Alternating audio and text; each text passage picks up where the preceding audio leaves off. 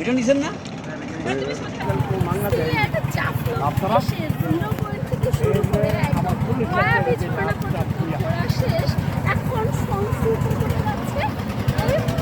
পাহাড়, নদী আর মেঘের এক অপূর্ব মেলবন্ধন জাফলং, যাকে বলা হয় প্রকৃতির এক অনবদ্য সৃষ্টি। আমাদের আজকের যাত্রা শুরু ময়মনসিংহ থেকে সবুজ সিলেট আর 0 পয়েন্টের সেই জাদুকরী সৌন্দর্যের খোঁজে। আমরা টিকিট কাটলাম জনপ্রিয় শামীম পরিবহনে। টিকিট প্রাইস মাত্র 650 টাকা। বাস ছাড়ার পর রাতের নিরিবিলি পথ ধরে আমাদের গাড়ি ছুটে চলল সিলেটের দিকে। রাত যখন ঠিক 2টা, তখন আমাদের বাস থামলো ভৈরবের একটি হাইওয়ে রেস্টুরেন্টে। বাস পৌঁছে গেল সিলেট শহরের প্রাণকেন্দ্র কদমতলী বাস স্ট্যান্ড। বাস থেকে নেমেই কোনো দেরি না করে 80 টাকা রিক্সা ভাড়ায় সোজা চলে গেলাম ঐতিহাসিক হজরত শাহজালাল রহমতুল্লাহ আলাইহির মাজারে। ভোরের স্নিগ্ধ পরিবেশ আর মাজারে আসা মানুষের আবেগ সব মিলিয়ে এক অদ্ভুত প্রশান্তি কাজ করছিল। মাজারে কিছুটা সময় কাটিয়ে সকালের দিকে আমরা রওনা হলাম আমাদের মূল গন্তব্য জাফলংয়ের উদ্দেশ্যে। সিলেট শহর থেকে জাফলং যেতে সময় লাগে প্রায় 2 ঘন্টার মতো। তবে পথের দুপাশে আর পাহাড়ি ভিউ দেখতে দেখতে সময়টা যে কিভাবে কেটে গেল।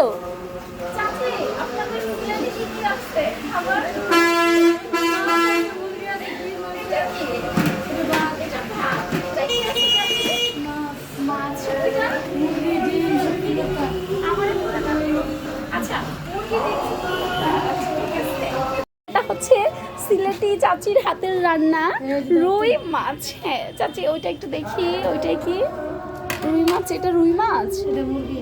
মুরগি, ওয়াও কি কালার! চাচির হাতের রান্না মুরগি। আচ্ছা, ওটাই কি চাচি? ওয়াও সিলেটি রান্না। ওইটাই কি দেখি?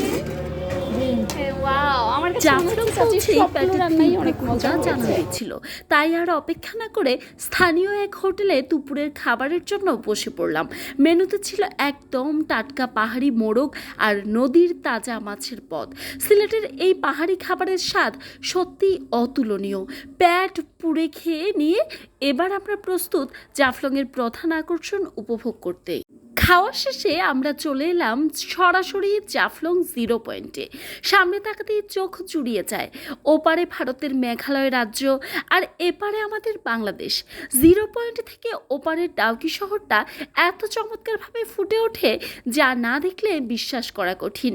মেঘে ঢাকা সবুজ পাহাড়, ঝুলন্ত সেতু আর কোল ঘেঁষে নেমে আসা ঝর্ণার পানি, সব মিলিয়ে যেন বাস্তব এক ক্যানভাস।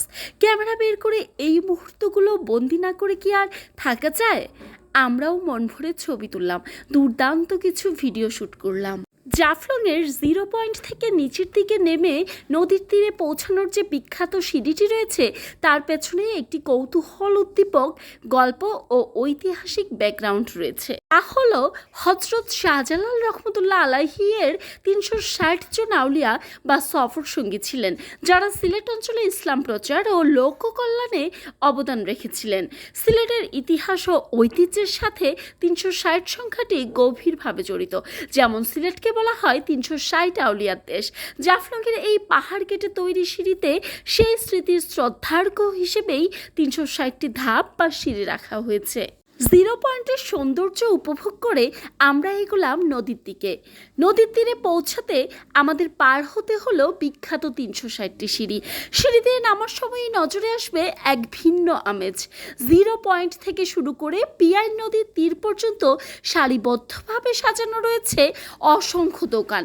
ভারতীয় চকলেট, নানা পদের মশলা, আচার আর দেশি বিদেশি কসমেটিক্সের এক বিশাল পসরা। কেনাকাটার দারুণ এক সুযোগ যেন এখানেই। কেনাকাটার পরিবেশ ছাড়িয়ে অবশেষে আমরা এসে দাঁড়ালাম পিয়াই নদীর তীরে।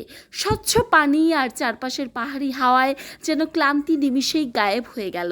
সামনে বয়ে চলা নদীর স্বচ্ছ পানি, আর ঠিক পেছনেই দাঁড়িয়ে ভারতের মেঘালয় রাজ্যের উঁচু উঁচু পাহাড়।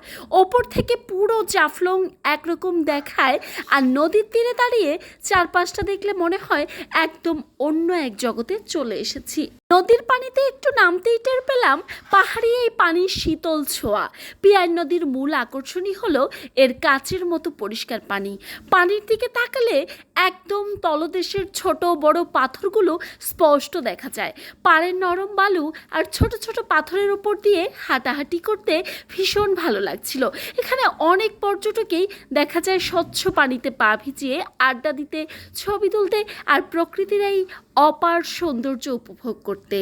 পিয়ার নদীর আসল সৌন্দর্য উপভোগ করতে হলে তো নৌকায় উঠতেই হয়। আমরাও একটা ছোট নৌকা ভাড়া করে ভেসে পড়লাম নদীতে। চারপাশের পাহাড়ি ব্যাকগ্রাউন্ড আর বয়ে চলা শীতল পানির স্পর্শে এক অপার্থিব অনুভূতি তৈরি হলো। তবে জাফলংয়ের রোমাঞ্চ কিন্তু এখানেই শেষ নয়। পিয়ার নদীর গভীরে আমাদের বাকি অভিজ্ঞতা কেমন ছিল তা নিয়ে আসছে এই সিরিজের দ্বিতীয় পর্ব। জাফলং ভ্রমণের পরের অংশে থাকবে নদীর আরও গভীরে অ্যাডভেঞ্চার ও দারুণ কিছু মুহূর্ত। সেই সাথে থাকবে মায়াবী ঝর্ণার অপরূপ সৌন্দর্য। পুরো ট্যুরের পরবর্তী সারপ্রাইজগুলো নিয়ে খুব দ্রুতই আসছি এই জাফলং ট্রাভেল সিরিজের দ্বিতীয় এবং চূড়ান্ত পর্বে। আজকের এই প্রথম পর্বটি আপনাদের কেমন লাগলো তা অবশ্যই কমেন্টে জানাবেন। দেখা হচ্ছে খুব শীঘ্রই দ্বিতীয় পর্বে। সবাই ভালো থাকুন, সুস্থ থাকুন। আল্লাহ হাফেজ। ধন্যবাদ।